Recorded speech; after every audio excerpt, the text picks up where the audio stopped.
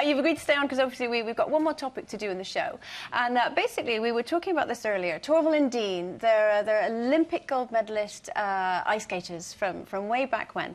And they're a very well-known skating duo. Now, in our press, they're constantly being asked questions about, ooh, are you more than just skating partners? They're constantly having to you know, fend this off. Is this something you've ever experienced, if you've been at a very close, just friendship with a boy? My best friend Jones, all the time, people are like, we ship you together, and I'm like, no, we're literally like my best friend in the whole world. Like, he's like my brother.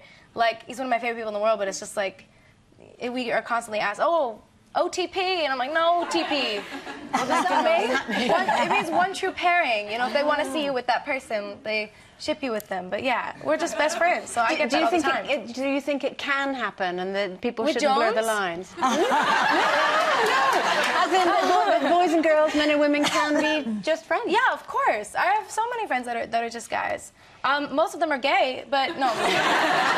Why does that sound familiar? Of course I believe it can happen. You know, Jones and I are best friends. I think it can happen, of course. Yeah. A lot of my friends are guys. When we were talking about it this morning, we were saying that often it does end up being actually a gay male friend, doesn't it? Because it's so easy, especially when you're younger. I mean, my friend's 20-year-old daughter, she was around the other day, and she's got this she loves this guy, you know, they're such great friends, but all the friends, the constant pressure is like, oh, you should be together, you should be together.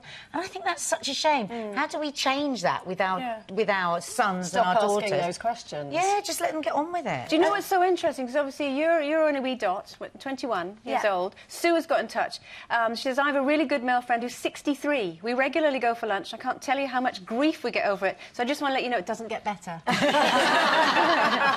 think it's different than when you're married, isn't it? I mean, you're single, obviously, but I think if you're married and your husband... I'm not married. Huh? I'm not married. No, I know that's what I've said. I said, but if one is married... But you can still be in a relationship. No, that's true. But I'm saying that if you are married and your husband or indeed your wife goes out with friends and you think, oh, I wouldn't like that personally. Okay. I think I'd be too jealous. No, I think if my husband was leaving me at home and saying, well, I'm just going down to meet my friend and go for dinner, I think I'd want to go too. How would you feel? I would be too. I'm a very trusting, trustworthy person. I don't know if I would have a problem. Okay. I don't know. That's just like a personal thing, though. I feel like people are different about that kind of thing. Yeah, you know, to their own. I wouldn't mind at all. Would you mind? No, not at all. If your fellow went out with a they're welcome to him. I didn't mean that, dear.